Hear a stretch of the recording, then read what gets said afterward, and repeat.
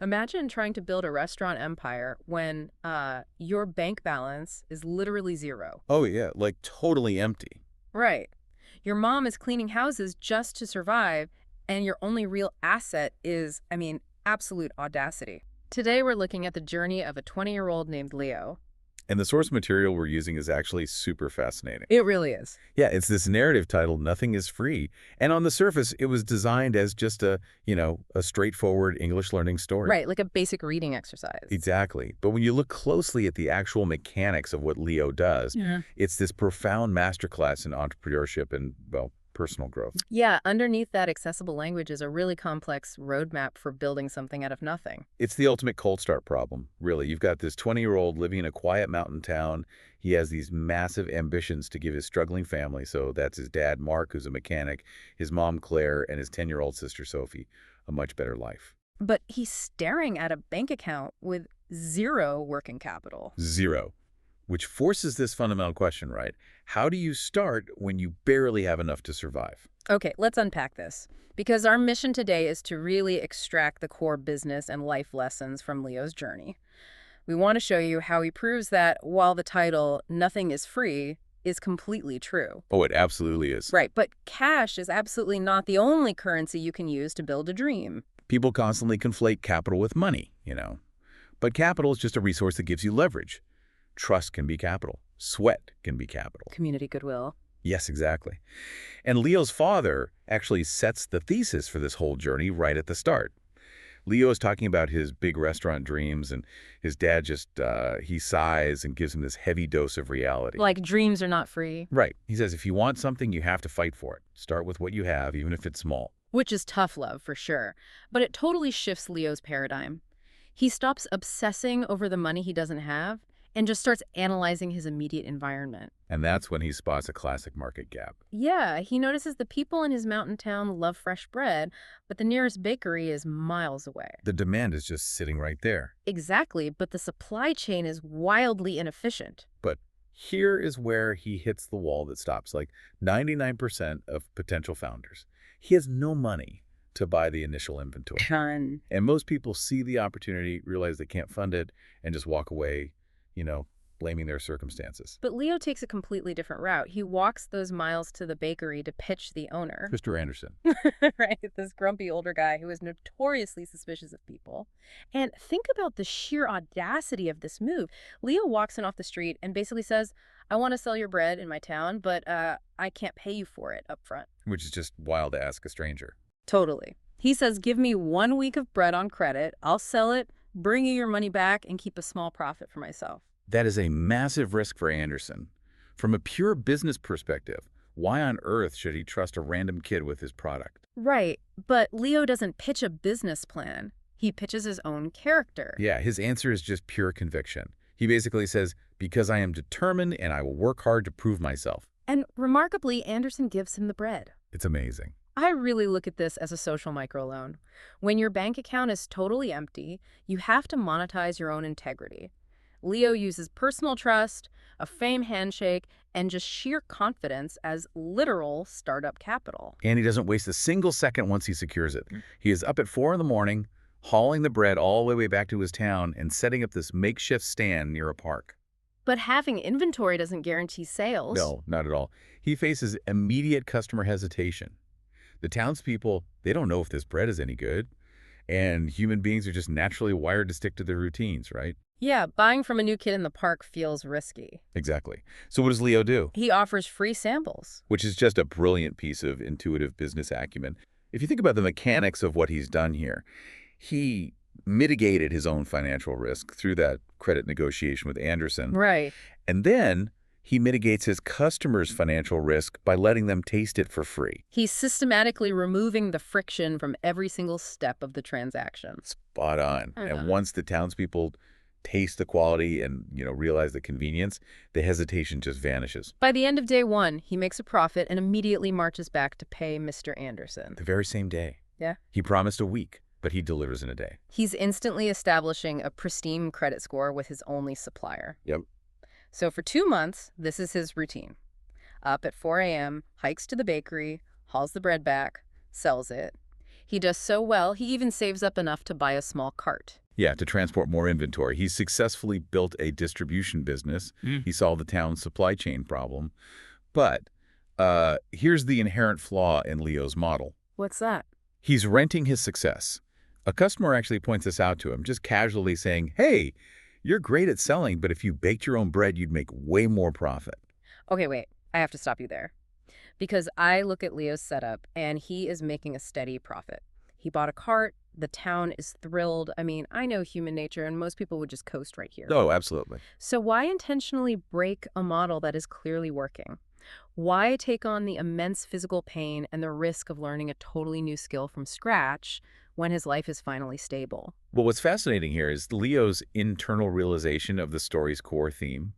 He realizes that staying comfortable is actually a trap. Interesting. Yeah. Yes, he's making a profit, but his ceiling is entirely dictated by Mr. Anderson.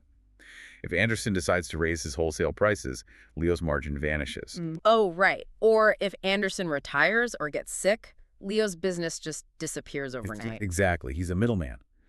To truly secure his future and protect his family, he has to own the means of production.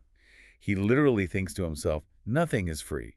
Not success, not knowledge, not growth. The price of security is stepping back into the unknown. Exactly. So he goes back to Mr. Anderson and asks to learn the trade. And Mr. Anderson, understandably, shuts him down. He says, if I teach you, you won't buy from me anymore. That's terrible for my business. Which is a completely rational objection from a business owner, right? He's protecting his territory. Yeah, I'd say the same thing. But Leo negotiates his way through it by expanding the timeline. He promises that if he succeeds, he'll make sure to help Anderson's bakery in the future. Ah, so he leverages future goodwill to pay for present education. Yes.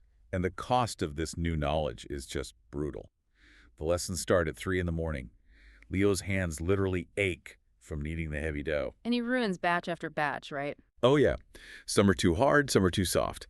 There's this really vivid moment where he's just sitting there, utterly defeated, staring at ruined bread, thinking he should just quit and go back to the easy cart. Wow.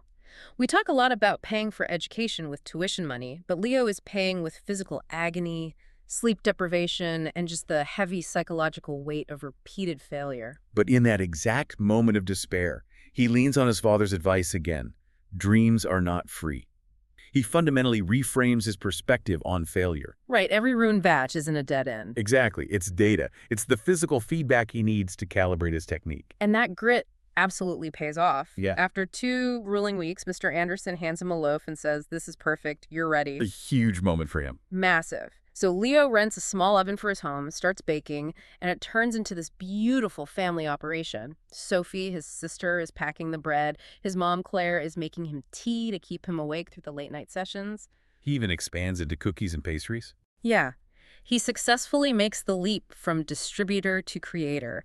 He opens up his own physical shop, Leo's Fresh Bakes. And Sophie, who's 11 now, is out front helping with customers. Claire's managing the accounts. He's achieved this level of stability that seemed absolutely impossible when he was just a kid staring at the stars outside his struggling home. But here's the thing about success, right? It's loud. Oh, very loud. It draws a crowd, and inevitably it draws competition. So we shift from Leo's internal struggles of learning to bake straight into a massive external market threat. The threat of pure, unadulterated capital. Exactly. Here's where it gets really interesting. A young guy named Eric rolls into town and opens up a competing bakery. And Eric clearly has incredibly deep pockets. Oh, for sure. His shop is massive, it's fancy, it's got bright, colorful signs, gorgeous modern decorations, and human curiosity simply takes over. The townspeople flock to Eric's beautiful new shop, and Leo watches his sales absolutely plummet. Which is the ultimate nightmare scenario for a bootstrapped founder. You grind for years, bleeding for every single customer, and someone with a massive budget walks in and just buys your market share with flashy aesthetics. Right, so my question for you is hard work really enough against pure, flashy capital? Eric clearly had more money, so how does Leo actually win here? I mean, you can't outneed a massive marketing budget. No, you can't. But he survives through supreme emotional regulation and relentless customer discovery. Customer discovery. Let's look at founder psychology for a second. When sales drop off a cliff because a flashy competitor arrives, the natural human reaction is highly emotional. Founders panic. Or they get angry at their customers for being quote-unquote disloyal. Exactly. Or they just throw their hands up and say, I can't compete with Wall Street money, and they quit. It's way easier to blame the competitor's wallet than to look at your own flaws. Precisely. But Leo removes his ego entirely. He treats his lost sales as a diagnostic tool, goes directly to his former customers and asks them point blank, what do you like about Eric's Bakery? What can I do better? Wow. That requires an immense amount of humility. Doesn't it? Yeah. He's not defending his bread. He's investigating his blind spots. And the feedback he gets is actually super practical. They tell him Eric's shop looks clean and pretty and that his cakes have beautiful designs. So Leo realizes he has to evolve for a third time. He can't just be a good baker anymore. He has to be a savvy marketer and a visual artist. And notice how he allocates his resources here. He takes his hard-earned savings, but instead of trying to outspend Eric on a massive renovation he literally can't afford, he spends smart. Yeah, he paints his original card. Great. Adds bright, affordable decorations. He leans heavily into his unique advantage, which is his community connection. He offers free samples of his new pastries, reminding the town of how he started with them in the park. And he goes to the local library, right? Yeah. Yes. He watches videos to teach himself how to decorate cakes.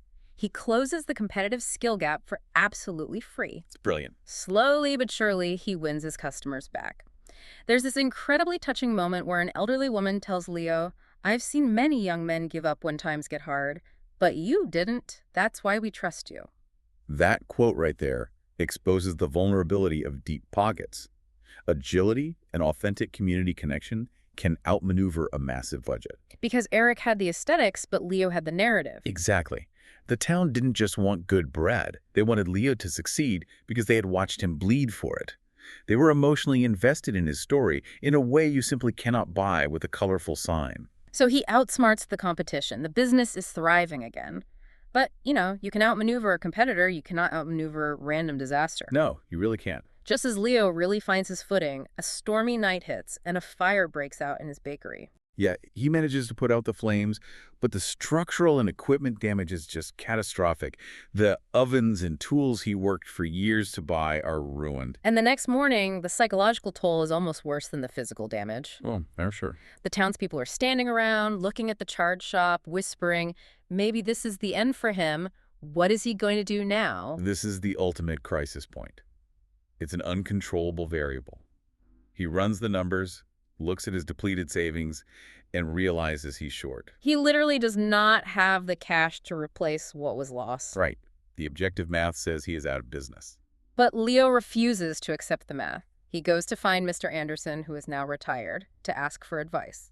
He basically says, what do I do when the universe just burns it all down? And Anderson just smiles at him. Yeah, he tells him, you already know the answer. You've taught yourself that nothing is free.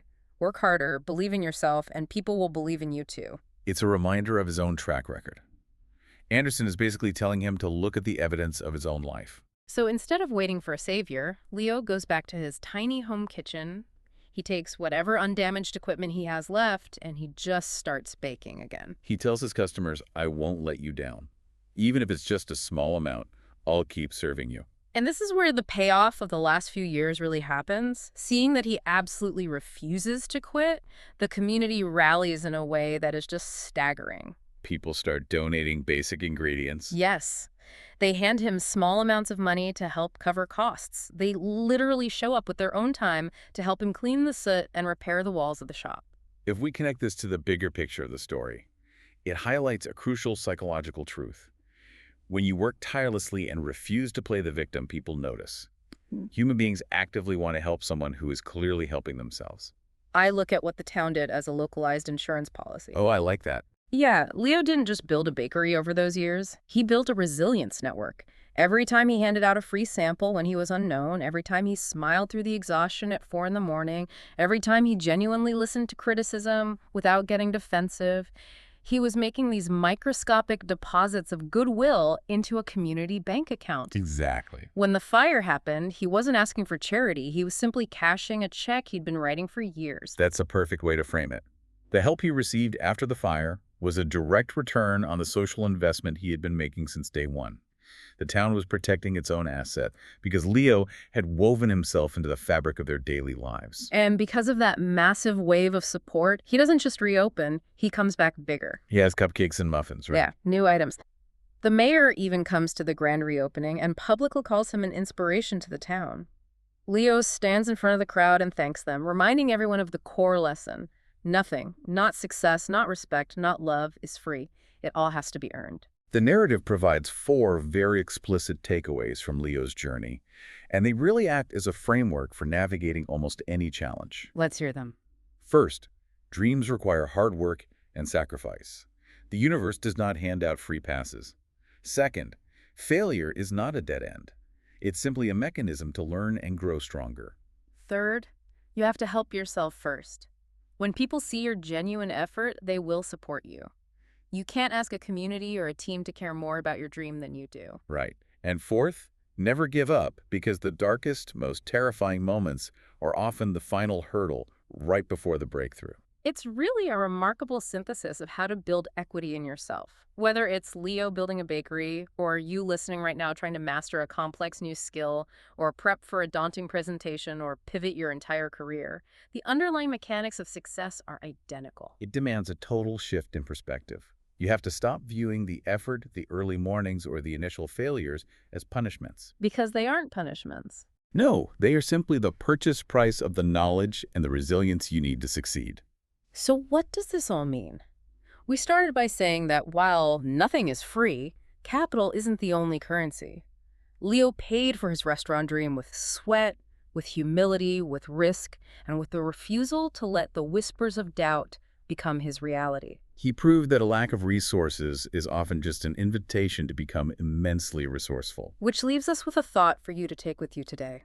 If we accept the premise that absolutely nothing in this world is free, what is the hidden cost of the things in your life that you currently take for granted? Your comfort, your current job. That's a great question. And more importantly, as you look at that dream you've been keeping on the back burner, what specific currency, whether it's swallowing your pride, risking a public failure, or sacrificing your comfort, are you willing to spend today to finally purchase it?